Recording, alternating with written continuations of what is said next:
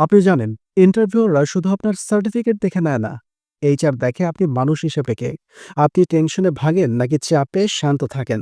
আপনি কি শুধু চাকরি চান নাকি নিজের ভেতর থেকে কিছু দিতে চান।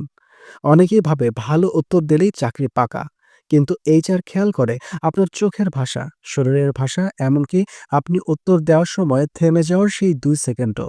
এটা শুধু প্রশ্ন উত্তরের খেলা না, এটা এক ধরনের মানুষ চেনার শিল্প। আমার এক ক্লায়েন্ট, নাম বলছি না, অনেক মেধাবী, জিপিএ 5, কিন্তু 3টা ইন্টারভিউতে রিজেক্ট। কারণ ওর চোখে ছিল শুধুই ভয় আর দায়িত্ব এড়ানোর প্রবণতা। অথচ ওর চেয়ে কম স্কিলড একজন পেল চাকরি, কারণ সে বলেছিল, আমি জানি না, কিন্তু আমি শিখে নেব। এই মনোভাবটাই এইচআর খোঁজে। তারা জানে স্কিল শেখানো যায়, কিন্তু মানসিকতা শেখানো যায় না। আপনি যখন ইন্টারভিউ দিতে যান, তখন আসলে আপনি যাচ্ছেন নিজের বিশ্বাস, মানসিক শক্তি আর জীবনের দৃষ্টিভঙ্গি প্রমাণ করতে। এইচআর দেখতে চায় আপনার ভেতর সেই নেতৃত্ব আছে কিনা।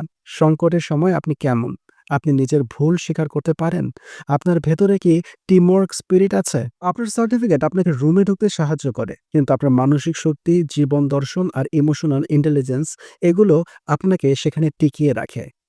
এখন থেকে শুধু প্রশ্নের উত্তর মুখস্থ করবেন না, বরং নিজেকে তৈরি করুন এমন একজন মানুষ হিসেবে যার চোখে লক্ষ্য আছে, কণ্ঠে আত্মবিশ্বাস আছে আর অন্তরে দায়িত্ব নেওয়ার সাহস আছে। তাহলেই ইন্টারভিউ আর ভয় লাগবে না, বরং সেটা হবে নিজের গল্প বলার একটা সুন্দর সুযোগ।